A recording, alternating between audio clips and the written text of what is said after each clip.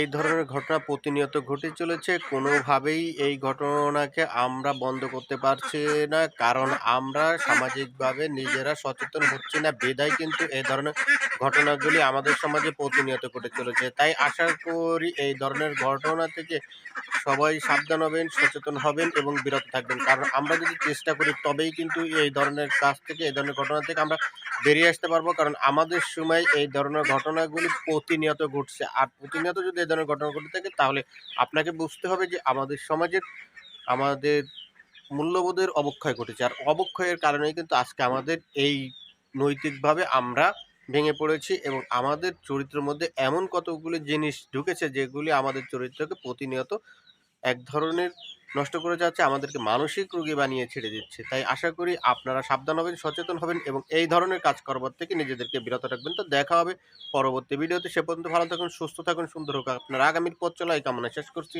আল্লাহ হাফেজ।